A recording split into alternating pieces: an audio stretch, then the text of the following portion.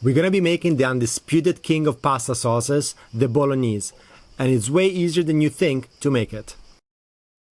If I were to choose one meal to eat for the rest of my life, it would probably be Bolognese sauce, that in Italy we call Ragu, of course. Bolognese sauce is probably the most famous sauce that Italy has ever made, and it's fantastic because it's a base for many other things such as lasagna. You can have it with tagliatelle, with spaghetti, and it's a whole family favorite. Now the original recipe is quite long to make, so we're going to show you a recipe that can be done in a fraction of the time without losing any of the taste. So the basic ingredients is that we need to have celery, which we are gonna blend. So we take one stem of celery, just you can chop it in large pieces, put it in the blender. Similar thing with one large onion. This is quite a small one, so I'm going to put 1.5. We'll take a couple of carrots. We peel them. We're just going to chop them off coarsely. Put it in. And 1 clove of garlic. All goes in the blender. And of course, these are little cheats that save us quite a bit of time. So we blend it like this. And we put it in a pot. This is what in Italy is called soffritto, which are celery, carrots, onion and garlic. Il soffritto is the base of all the sauces. So we're gonna let it fry up for about 4 to 5 minutes until the onion is translucent. Let's keep turning this. You want it to fry up, you don't want it to burn. So this has been frying up for about 5 minutes. The onion is translucent. And we're gonna add the meat. We're adding 400 grams of lean beef. We want to cook this in medium to high heat until it's nice and browned. Keep stirring continuously. We want this to cook quite high heat and we want it to start browning because the browning adds the flavor. As the beef cooks, it's going to release some of the water, some of the fats. So don't hurry this bit up because you don't want to leave any of this watery substance at the bottom of your pan because that's just going to make the sugo not taste at its full potential. So we've been stirring this for 10-15 minutes.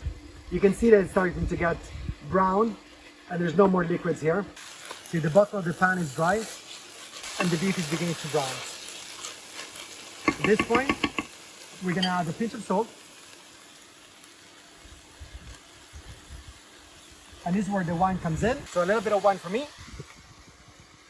And the rest is for my sugo. For the wine, you want to use something which is full bodied. Something like a Merlot, a Cabernet Sauvignon. You want to add an extra layer of flavor here. Keep turning it. So all the alcohol is going to evaporate. And what you're going to left over is with just great flavor that, in this case, the Merlot is going to leave to the meat. And you can see that the meat has become slightly more burgundy. The smell is amazing. And look, everything is dry. And now that all the wine is evaporated, we're gonna add 3 cans of plum tomatoes. Just stir it well. While it cooks, the plums are gonna break apart. And now we're pretty much approaching the end. We're gonna put it into low heat, cover over it, and we're just gonna let it cook. Just let it cook for 45 minutes, 1 hour. We're gonna taste it time to time. We're gonna turn it time to time. We need to make sure it doesn't burn at the bottom. But that's it. This is the quick and easy versions to make ragu. So let's taste it in a bit and we'll just make some pasta with it, shall we? So it's been about 45 minutes since we started cooking. This is the consistency we're looking for. The sugo has dried up quite a bit. You can see all the meat here. And that's nice because you don't want a very liquid sauce. You want it dense. I've just cooked these tagliatelle, which are probably my most favorite type of pasta for the ragu. The quantity of sugo that we use is for 6 people. And it's very important, don't use the passata when you go buy the tomato. Buy the canned tomatoes, either chopped or plums, and get them to cook over the 45 minutes like we just did. We top it up with some parmesan. And this is it. This is our tagliatelle ragu. And now for my favorite bit, let's taste this.